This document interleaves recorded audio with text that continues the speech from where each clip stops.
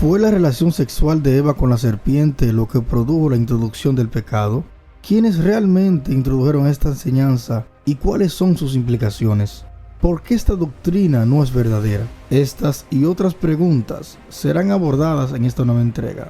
En primer lugar, procederemos a definir esta falsa doctrina.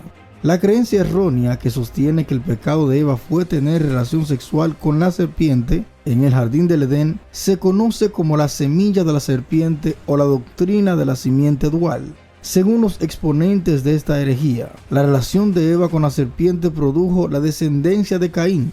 Los autores de esta creencia aseveran que la descendencia de la serpiente representa a los malvados, los cuales están destinados a la perdición eterna, mientras que los descendientes de Adán son aquellos justos que están destinados a la vida eterna. Estas dos razas están en continuo conflicto, pero la raza de Adán triunfará sobre la descendencia de la serpiente al final de los siglos. Observemos quiénes introdujeron a través de la historia esta enseñanza.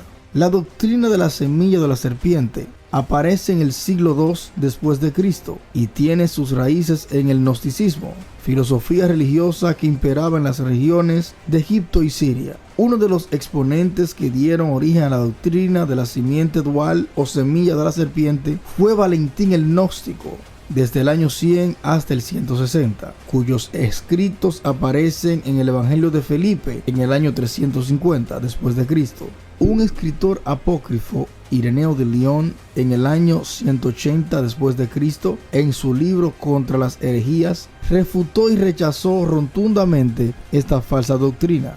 La doctrina de la semilla de la serpiente resurgió con una nueva versión en el siglo XIX a través de sus líderes religiosos estadounidenses cuyo objetivo era expandir la supremacía blanca. Daniel Parker, en el año 1781 al 1844, bajo un espíritu de confusión, promovió la doctrina de la serpiente entre los bautistas primitivos, así como William Branham en el año 1909 al 1965, pastor y predicador evangelista pentecostal cuyo ministerio se enfocaba en la sanidad divina. ¿Cuáles son las implicaciones de la doctrina de la semilla de la serpiente? Esta doctrina ha causado que la supremacía blanca, el racismo, el antisemitismo, la raza aria y el nazismo estadounidense promuevan el odio, rencor, repugnancia, persecución con todos sus tentáculos xenofóbicos. La doctrina de la simiente dual o de la semilla de la serpiente distorsiona la doctrina bíblica del pecado en toda su estructura, tanto en su origen, naturaleza, alcance y consecuencias. La Biblia registra que Adán introdujo el pecado en los albores de la historia cuando desobedeció al mandato expreso de Dios, quien le advirtió de no comer del árbol de la ciencia del bien y del mal.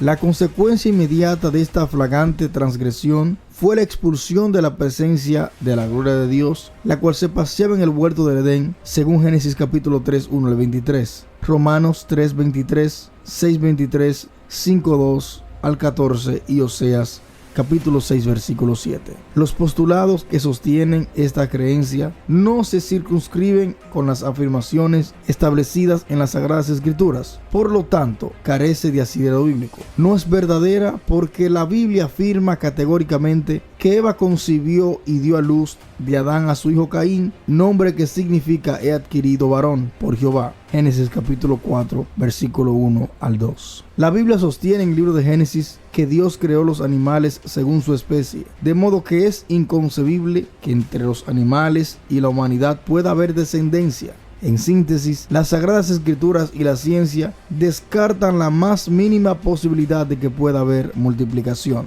La serpiente fue solo un instrumento de Satanás para seducir y hacer que Eva sucumbiera a la tentación, pero nunca ocurrió esa pretenciosa relación sexual. Un punto interesante es que nos damos cuenta, a la luz de Génesis capítulo 2, que Dios mismo le había dado órdenes a Adán y a Eva de que se multiplicaran, lo que implica de que la relación sexual estaba aprobada por Dios antes de Génesis capítulo 3, cuando Satanás, la serpiente, engaña a Eva, Eva engaña a Adán y entonces se introduce el pecado al mundo. Por lo demás, la doctrina de la semilla de la serpiente es una herejía aberrante que hasta el día de hoy muchos incautos e ingenuos sostienen. Por esa razón, solo nos confiamos y nos aferramos a lo que dicen las Sagradas Escrituras en su contexto. Que Dios les bendiga.